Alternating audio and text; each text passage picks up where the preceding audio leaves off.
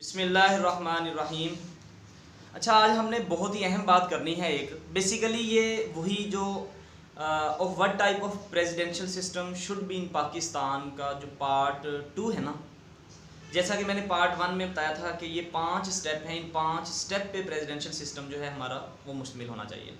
फिर पार्ट 2 में मैंने उसका पहला स्टेप जो है जिसको प्राइमरी इलेक्शन कहते हैं या प्राइमरीज कहते हैं, उसको मैंने एक्सप्लेन किया कि ये फ़ायदा है प्राइमरीज़ का, ये प्राइमरी इलेक्शन है, इनको बोलते हैं प्राइमरी इलेक्शन। फ़ायदा इनका ये है, इस तरह से लीडरशिप नीचे से ऊपर जाएगी। उसकी कुछ बातें मैंने आपको बताई, वो जिन लोगों ने सुना है ज़ाहिर बात है उनको आइडिया होगा। अच्छा, आज मैं उसी प्राइमरीज़ को फर्दर एक्सप्लेन करूँगा। ये बेसिकली पार्ट 2 ही है आज भी, यानी पहला स्टेप ही अभी हमने ख़त्म नहीं किया, पहला स्टेप ही मैं आज भी एक्सप्लेन करूँगा। मैं आपको एग्जाम्पल दूँगा कि दुनिया में जहाँ पर ये निज़ाम चल रहा है ना, वो बेहतरीन डेमोक्रेसी वहाँ पे है दुनिया में। इसके अलावा ये निज़ाम किसी और मुल्क में नहीं चल रहा शायद। अमेरिका, अब देखिए अमेरिका की आबादी टोटल है 33 करोड़, 33 करोड़, 33 करोड़ है अमेरिका की आबादी। इसमें से 24 करोड़ अमेरिकन वो हैं जो वोट कास्ट करने के एलिजिबल हैं, जो वोट कास्ट करने की क्या है, एलिजिबल। 33 में से 24 करोड़ वोट कास्ट करने के एलिजिबल हैं। नॉर्मली ऐसे होता है कि अमेरिका में जो टर्न आउट होता है ना वोट का, वो 47 से लेके 56% के राउंड अबाउट होता है। 47% से लेके 56% के राउंड अबाउट। अब अगर आप इसको समझ लें तो इसका मतलब 24 करोड़ लोग जो वोट कास्ट करने के एलिजिबल हैं, उसमें से 12 से लेके 14 करोड़, तो 11 से 14 करोड़ लोग वोट कास्ट करते हैं 24 में से। अब एवरेज निकाल लीजिए, समझ लीजिए थोड़ी देर के लिए कि फ़र्ज़ करें कि 24 में से 12 करोड़ लोग वोट कास्ट करते हैं जनरल इलेक्शन में। 24 में से 24 एलिजिबल हैं वोट कास्ट करने के, 12 करोड़ वोट कास्ट करते हैं जनरल इलेक्शन में। अब प्राइमरीज में कितने परसेंट लोग वोट कास्ट करते हैं?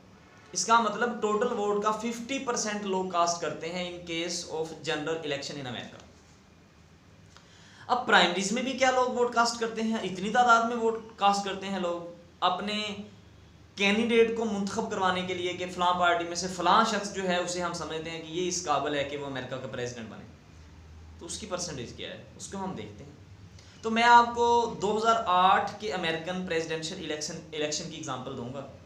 2008 के अमेरिकन प्रेसिडेंशियल इलेक्शन जिसमें डेमोक्रेट और रिपब्लिकन का आपस में ख़ास मुकाबला था।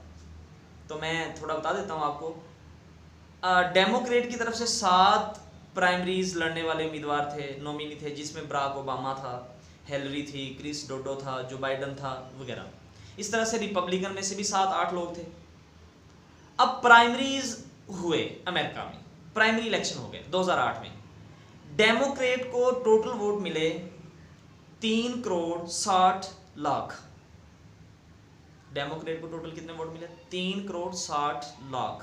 रिपब्लिकन को मिले 2 करोड़ 10 लाख। अब 2 करोड़ 10 लाख और 3 करोड़ 60 लाख, ये टोटल हो जाते हैं 5 करोड़ 70 लाख। इसका मतलब ये है कि 2008 के प्राइमरीज में जो 2 पार्टीज को वोट मिले हैं वो 5 करोड़ 70 लाख हैं। इसका मतलब ये कोई छोटी पार्टीज हैं, उनको भी कुछ ना कुछ प्राइमरीज में वोट मिले होंगे। तो मिल मिला के आप कह दीजिए कि तकरीबन 6 करोड़ वोट हो गए टोटल प्राइमरीज में लोगों ने कास्ट किए। इसका मतलब ये है टोटल आबादी 33 करोड़, 24 करोड़ एलिजिबल है वोट कास्ट करने के, 12 करोड़ यानी 50% कास्ट करते हैं जनरल इलेक्शन में। अब प्राइमरीज में कितने लोगों ने कास्ट किया? 6 करोड़ ने, यानी कि 12 का 50% और 24 का 25%। इसका मतलब जनरल इलेक्शन में अमेरिकन 50% अमेरिकन वोट कास्ट करते हैं अपने प्रेसिडेंट को इलेक्ट करने के लिए, जनरल इलेक्शन में जिससे प्रेसिडेंट बनेगा अमेरिका का। और प्राइमरी इलेक्शन में 25% अमेरिकन वोट कास्ट करते हैं अपने प्रेसिडेंशियल कैंडिडेट को इलेक्ट करने के लिए कि फलां शख्स जो है वो अमेरिका के जनरल इलेक्शन लड़ने के लिए एलिजिबल है हमारी तरफ से, यानी लोग उसे लाइक करते हैं, लोगों ने उसे पसंद किया। अब यहाँ पे बड़ा एक अहम सवाल है अमेरिका में इसका मतलब ये है कि बराक ओबामा को किसी 100 लोगों ने मिलके नहीं डिसाइड किया कि जी बराक ओबामा जो है उसको हम नॉमिनेट करते हैं प्रेसिडेंशियल कैंडिडेट के लिए, जनरल इलेक्शन के लिए। 25% लोग मिलके उन्होंने किया डिसाइड ओबामा को और जॉन मकेन को, यानी डेमोक्रेट में से ओबामा और रिपब्लिकन में से जॉन मकेन। इनको 25% लोगों ने डिसाइड किया है कि ये हमारे प्रेसिडेंशियल कैंडिडेट होंगे, यानी या तो ओबामा बनेगा प्रेसिडेंट या बनेगा जॉन मकेन। जनरल इलेक्शन लड़ने के लिए ये दो लोग अहल है हमारी तरफ से, इन दो पार्टीज में से। अब जरा अंदाजा लगाइए आप, पाकिस्तान में जो प्राइम मिनिस्टर बनना होता है वो क्या 25% पाकिस्तानी डिसाइड करते हैं कि ये शख्स जो है हमारा प्राइम मिनिस्टर होगा? क्या 25% लोग फैसला करते हैं इस चीज का? वो फैसला करते हैं जनाब आपके 100 लोग, 100-200 लोग। वैसे तो आपके वो, अगर आप बात करें कि पार्लियामेंट के अंदर इतने वोट लेना जरूरी है, मैं उसकी बात नहीं कर रहा अभी, मैं तो बात कर रहा हूँ पार्टी के अंदर नॉमिनी होने के लिए।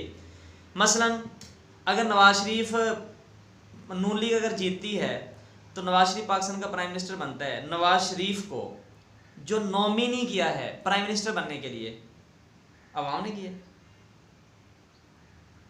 या उन लोगों ने किया है जो नून लीग की तरफ से इलेक्शन लड़ते हैं एमएनएस एमपीएस के? पीटीआई में इमरान खान को वज़ीर आज़म बनने के लिए क्या अवाम ने नॉमिनी किया है? क्या इन्होंने प्राइमरी इलेक्शन लड़े? 25% लोगों ने वोट दिए है पीटीआई में से कि इमरान खान को हम देते हैं, ये प्राइम मिनिस्टर की इलेक्शन लड़ेगा हमारी तरफ से, पीटीआई की तरफ से। कैसे हुआ है? या सिर्फ जो पार्टीज़ के अंदर एमएनएस एमपीएस हैं, चंद लोग जो पार्टी कारकुनान मेन, उन्होंने मिलकर कहा कि जी इमरान खान चूँकि बानी है यही प्राइम मिनिस्टर बनेगा अगर हम जीतते हैं तो, नवाज शरीफ बानी है तो वही प्राइम मिनिस्टर बनेगा, जरदारी है तो जरदारी बनेगा या उसका बेटा बनेगा। क्या ये 25% अवाम हमारी करती है? असल टारगेट ये है प्राइमरीज का, पहले भी अर्ज कर चुका हूं। आप पीटीआई में से 6-7 लोग लड़े, आए मैदान में, नून लीग में से आए मैदान में, पीपल्स पार्टी में से आए मैदान में, प्राइमरीज लड़े, अवाम कम से कम 25% या 20% लगा लें, उससे तो कहीं बेहतर है ना। जब कोई 6-7 लोग मैदान में आएंगे, बहस मुबासे होंगे, तो अवाम वोट कास्ट करेगी, चलो कुछ ना कुछ तो क्रीम आगे आएगी ना। ऐसे तो नहीं ना कि फलां एक बंदा है बस वही बनना है प्राइम मिनिस्टर हमारी तरफ से, हमारी पार्टी की तरफ से, ऐसे तो नहीं होगा। यानी क्रीम पाइप में से गुजर के आगे आएंगे, ऐसे थोड़ी आएंगे। वो तो मैं पार्ट 2 में बता चुका हूँ, इसकी एक्सप्लेनेशन काफ़ी ज़्यादा, तो उसको आप सुनिएगा। पार्ट 2 जो है मेरा, what type of presidential system should be in Pakistan, part 2। और ये आज पार्ट 3 है। ये पार्ट 3 नहीं है, बेसिकली ये पार्ट 2 की ही एक्सटेंशन है, यानी पार्ट 2 की ही फर्दर एक्सप्लेनेशन है। उसकी अहमियत आपको बता रहा हूँ कितनी है। अच्छा, अब ये अभी पहला स्टेप हमारा मुकम्मल नहीं हो, जो मैं प्राइमरीज पे डिबेट कर रहा हूँ। मैंने पार्ट 2 में प्राइमरी को ही डिस्कस करना है। अब प्राइमरीज पे हो सकता है फर्दर भी कोई 1-2 लेक्चर हमारे और आए, ताकि हम प्राइमरीज को अच्छी तरह से जस्टिफाई कर सकें और ये एक नज़र आए इसकी प्रैक्टिकलिटी, कि ये प्रैक्टिकलिटी है इसकी, ये सिर्फ बातें नहीं है और ये एग्जिस्ट करता है। मैं आपको एग्जांपल देता रहा हूँ अमेरिका की, ये एग्जिस्ट भी करता है। अच्छे तरीके से इन लेक्चर्स को सुना कीजिए जनाब। उसकी रीज़न ये है, इसमें आपका फ़ायदा है। हम कुछ बेहतरी लेके आना चाहते हैं, कुछ अच्छा निज़ाम होना चाहिए। अल्लाह हाफिज़।